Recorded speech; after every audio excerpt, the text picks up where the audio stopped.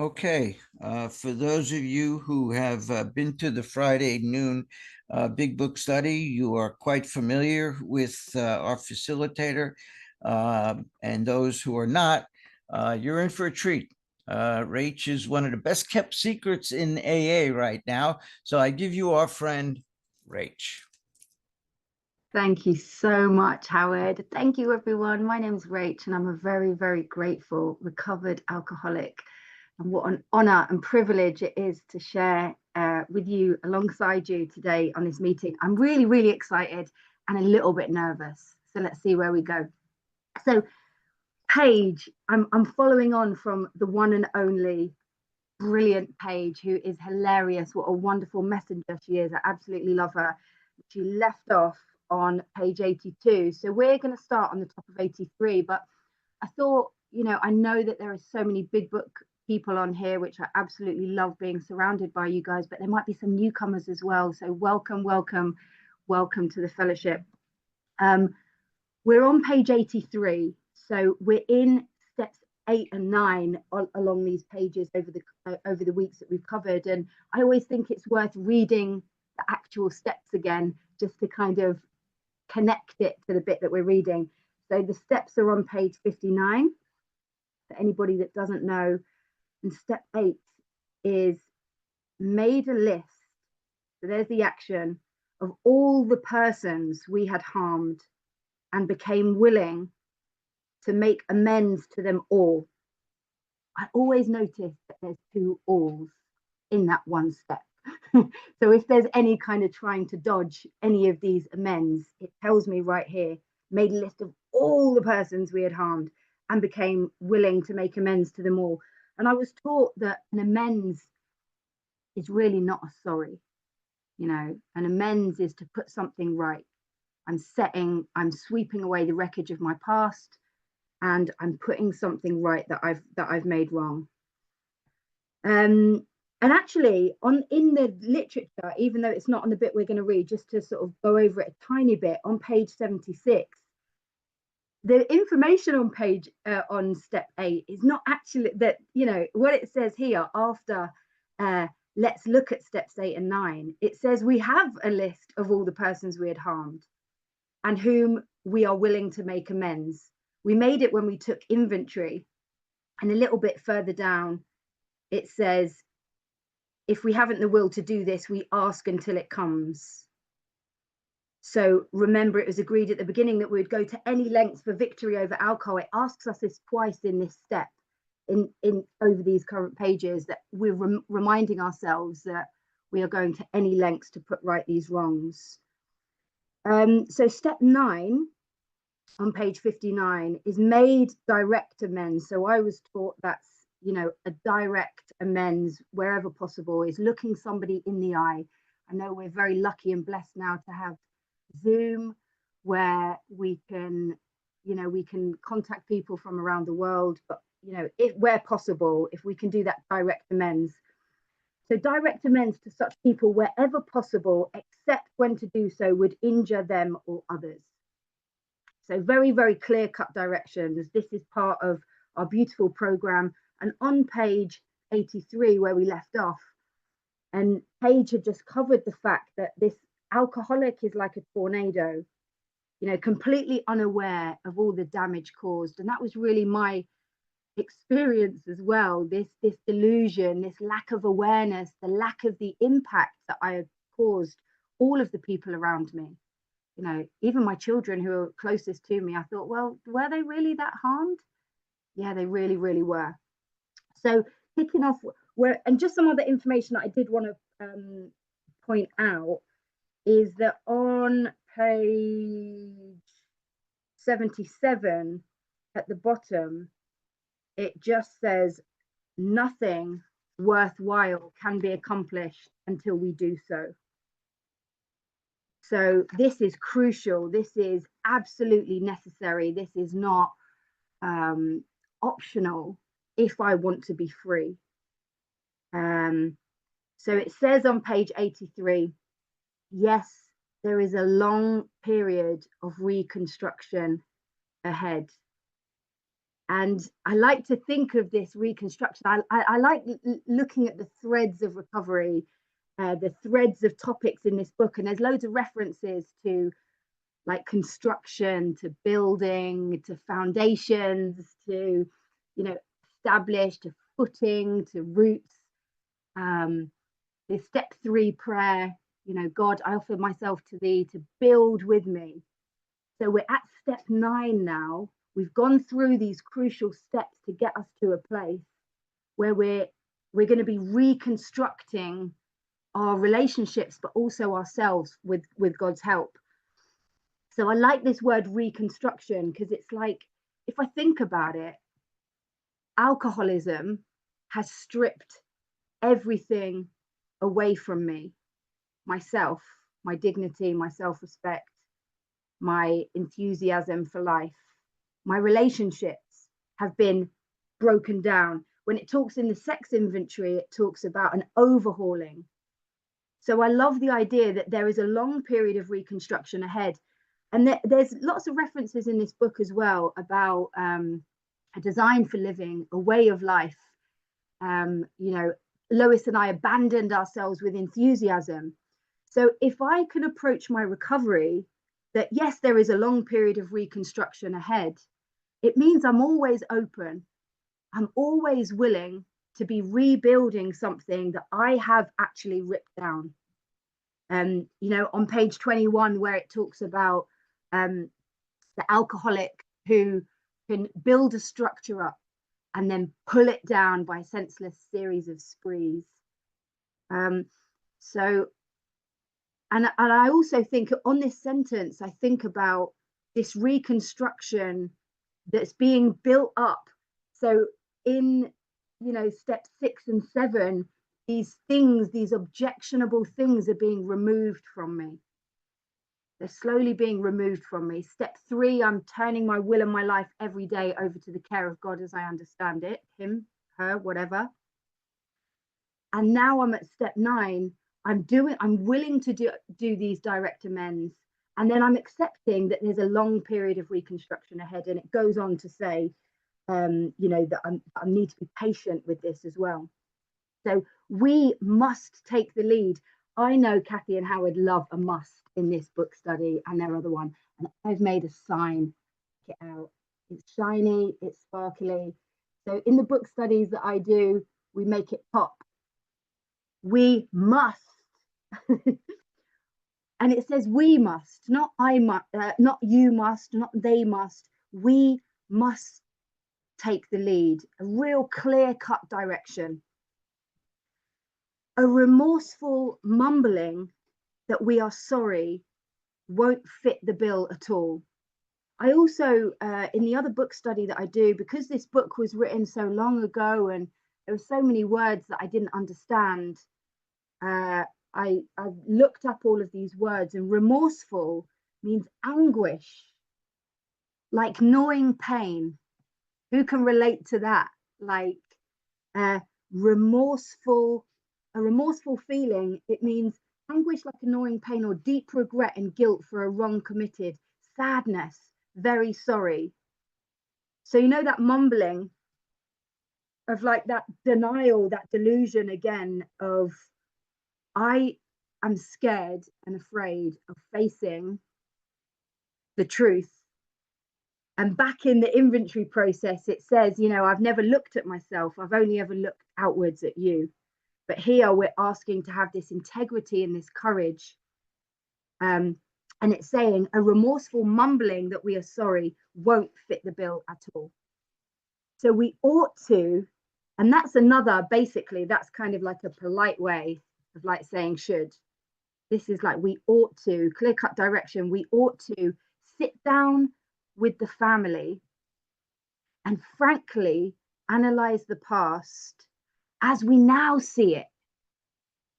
And I love that, because we're in step 9. I'm going through this psychic change. I've done a step 4 and 5. I'm starting to look at this thing with an entirely different view. And frankly means in an open, honest and direct manner. So again, when I look into these words, it kind of really clarifies it for me. open, honest, and direct.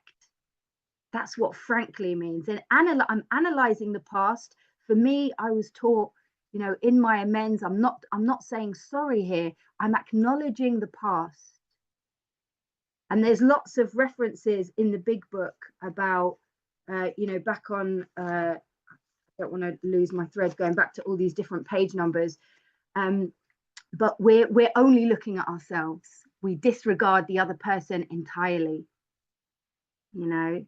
So I'm frankly looking at my mistakes. Where did I cause harm?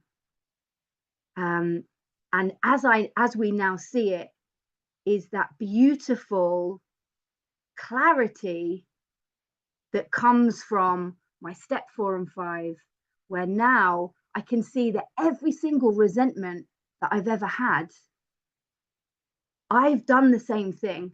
Hypocrisy was high up on my objectionable defects. But it wasn't okay for you to do it. But I did it all the time. And it was only when my sponsor spun it like that, that it was like, now I can see God in all of these people. I'm starting to look with understanding and compassion and love. So here we go. I love this bit. Being very careful not to criticize them. Ooh, it's so tricky to do that. But then how many of us in this room have accidentally gone to do an amends and not paused when agitated and just bit back, reacted, responded, reflected, distracted, pointed the finger? It's telling me here to be very, very careful not to criticize them. And I like to pull other places in the book where it talks about this. So if you're interested, if we just look back to 77, so we're still in steps 8 and 9. It's already told me once. It says, under no condition do we criticize such a person or argue. Under no condition. That sounds like a really strict, firm, you know, order of things. Under no condition. 78, we've got another little reference. Yeah, never trying to tell. So just at the top of the page, his faults are not discussed. We stick to our own. His faults are not discussed. We're not to criticize. And the other bit that I love where it talks about criticizing someone is on page 89. And just at the bottom of the page, let me get the right page number.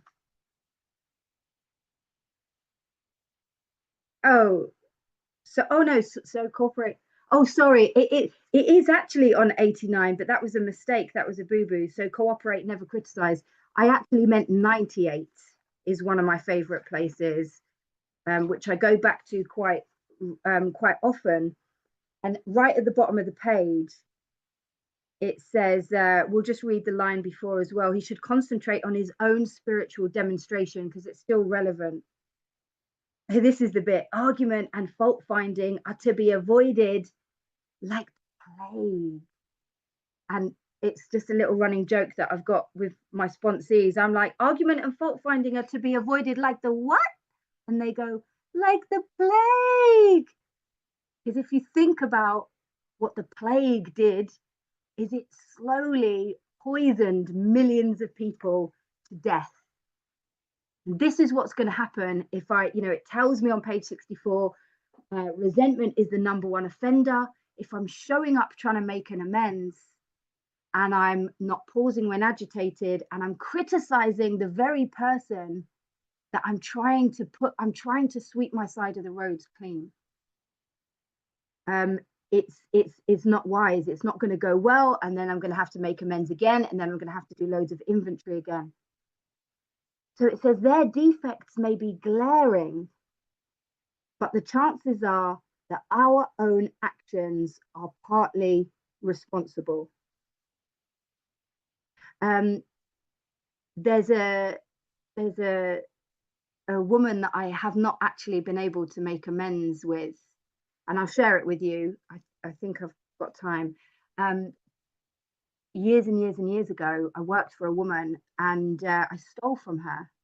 She was, you know, a brilliant woman. She came over from America actually, and she started up some nail bars, and I got trained up to do like these manicure, pedicures, and everything. And you know, it was a good job, and she really liked me, and it was a great job. And I stole the products because in my mind, she's got loads of money, and I wasn't stealing money. I thought it was valid because it was like, well, I haven't got a lot of money. I need to go and work and make some extra money for my family.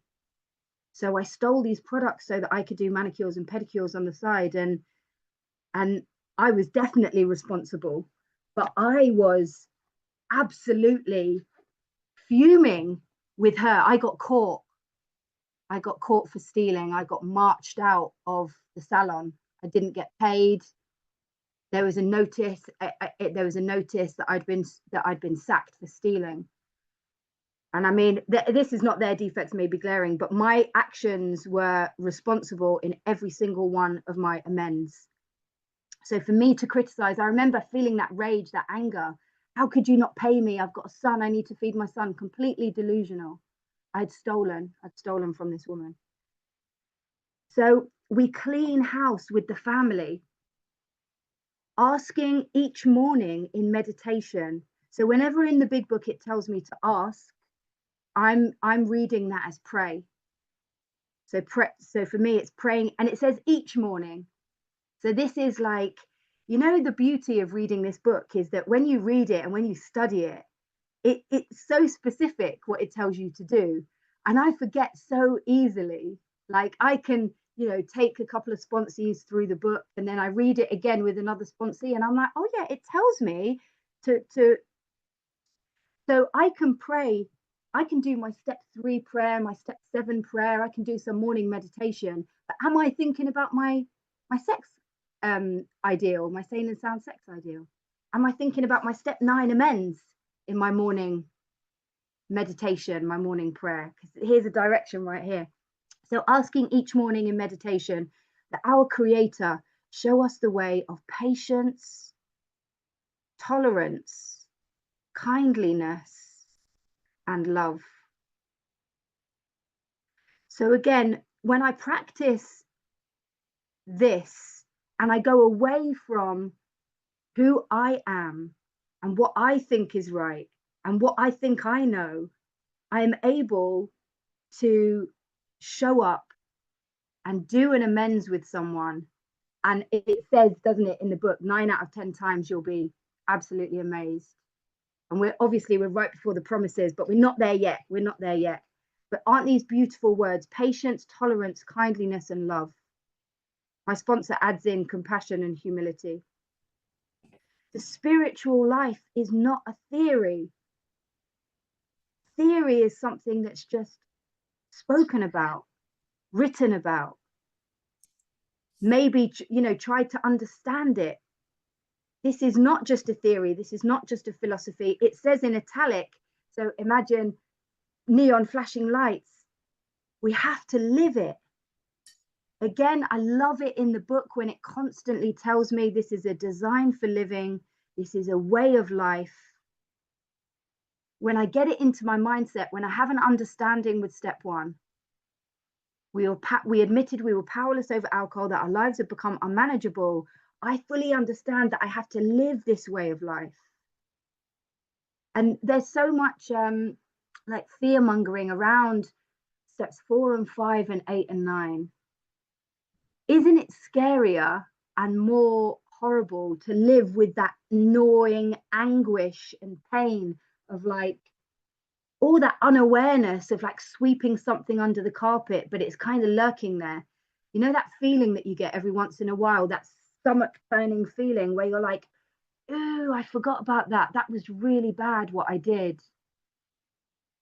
And this is a really good opportunity. I've done this myself recently, just looking back at my amends process. I'm just going through some more inventory now with a brilliant woman. And some people like to go through the steps quite regularly. Some people don't. Some people space it out. But in prayer and meditation, asking that question, is there anyone I've missed out? Have I forgotten anyone? Spiritual life is not a theory. We have to live it. Unless one's family expresses a desire to live upon spiritual principles, we think we ought not urge them. So there's another ought not, which kind of sounds a little bit like a must to me. Ought not, should not, it's a direction. It's like they're guiding us. And this word urge as well, it's like, it feels like I'm kind of pushing, like I'm trying to control the show again. I'm thinking I know what's best again. It says we should not. So again, there's another like, pow, pow. It's almost another version of must. We should not talk incessantly to them about spiritual matters. There's loads of information, isn't there, in like working with others, to wives working with others, about how we alcoholics can go one way or the other. And it's like, and it says, doesn't it, about leading with the chin. If we go in and we're shouting about, God, religion, not that this is a religious program, but this is about a frank. So remember, it's an open, honest, direct manner. We should not talk incessantly to them about spiritual matters. They will change in time. I love that. In my book, I've got a little like line, and it's like God's time. I also did do another cross-reference. I hope that's okay. I like to bounce around the book a little bit. I like to kind of like match things up and kind of ingrain the threads of recovery in. And on page 99, in Working with Others, the second paragraph down, it says, after they have seen tangible results. So the results of my recovery, tangible, physical evidence, they can see it, they can feel it. The family will perhaps want to go along. These things will come to pass naturally and in good time. I love this bit. Provided, however, the alcoholic continues to demonstrate that he can be sober, considerate, and helpful, wait for it, regardless of what anyone says or does. I love that bit, because that is me practicing this patience, tolerance, kindliness, and love. This is me accepting that everyone has the right to feel how they're going to feel. And it is a promise. The ripples of recovery, we're in it, we're seeing it, we're feeling it. We know that it's true, but it's just a reaffirming it here. They will change in time. Our behavior, here we go. This is probably where I did the cross-reference actually. Our behavior will convince them more than our words. So when we can behave like that, regardless, sober, considerate, and helpful, regardless of what anyone else says or does. And I'm just thinking about, it's just popped into my mind about this spiritual awakening. We're in step 9 now. Oh, we're already on 3 minutes to go. I've gone through these steps, and this drastic, vital spiritual experience is happening to me because I never thought I'd have the courage to even be at this stage. I never even thought that I would be here yet, but yet here I am making these amends and trusting the process. And when I can trust the process, the outcome is like far greater than I ever would have imagined. And we must remember that 10 or 20 years of drunkenness would make a skeptic out of anyone. I was laughing about this earlier because like the simplicity and when you study this book like we do, it's like it's so obvious. Imagine that I have had 25 years of like crazy drinking. I've got 5 years of sobriety. I'm showing up to someone who I have harmed, maybe repetitively, consistently lied to, hurt, harmed, and I'm expecting them to change really quickly and now get on my bandwagon. And I've just been like this for a hot minute. It's actually really, really funny, isn't it? There may be some wrongs that we can never fully right. We don't worry about them if, and I love that word if, it's conditional, it's dependent on. I always do a big focus on that word if, whenever I read it. If we can honestly say to ourselves that we would write them if we could. So I've put a question mark after that. And here it says, we don't worry about them if we could.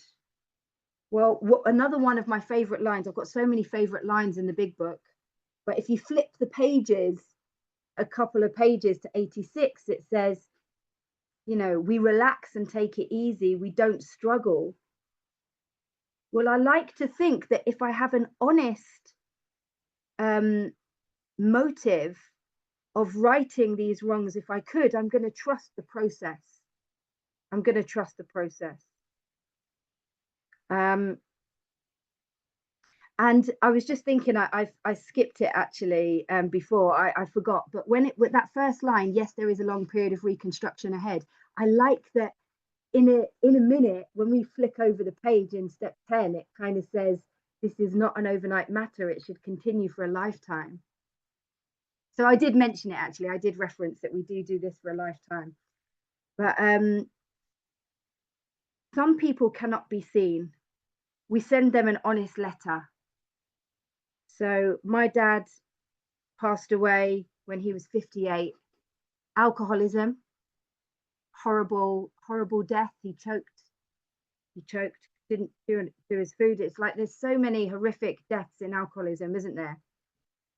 And I couldn't make the amends, but I sort of did this beautiful little kind of ceremony. I wrote him this letter and I made him this piece of art.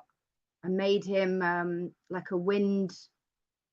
Well, I didn't make it, actually. I bought the wind thing, and he used to say this phrase to me, and I put it into the metal. I kind of stamped it into the metal. So in the garden, when the wind blows, it kind of shimmers in the garden. And I did this kind of ceremony. You know, that's what that refers to me. And there may be valid reason for postponement in some cases. So to me, my understanding on that is like, you know, I've got a sponsee at the moment. She wants to do a really serious amends with her mum. And she's going to see her mum in a couple of months in person. Her mum lives in another country. She's going to go at a certain time. But it says here after, but we don't delay if it can be avoided. Clear-cut direction. I was taught, how free do you want to be? And to delay this process, remember a couple of pages ago, it says nothing worthwhile can be accomplished until we do so. So it's a really good opportunity for myself, like even just being asked to share on this page, it really made me think, are there any amends that I thought, oh, I've done that. I've done my amends process. And do you know what? A couple came up that I hadn't thought of. And that's prayer and meditation. We should be sensible, tactful, considerate, and humble without being servile or scraping. Beautiful, sensible, following this clear-cut direction, going to our sponsors. Tactful, they've spoken about that, not leading with the chin, not going in shouting about religion or trying to convert them. Considerate, thinking about them. How is this going to affect them? How's this going to, you know, how am I showing up today? And humble, meaning right-sized, knowing my place, knowing that I've come to make amends. I've come to put right the wrong that the harm that I've caused, without being servile or scraping. As God's people, we stand on our feet. We don't crawl before anyone. What a beautiful reminder. All that guilt, shame, and remorse. It's telling me right here, I'm not going to be servile or scraping. I've got my head held high. I'm willing to sweep away the wreckage of my past. That's my time. Thank you so much for listening. I'm really excited to hear back from you guys. Thank you.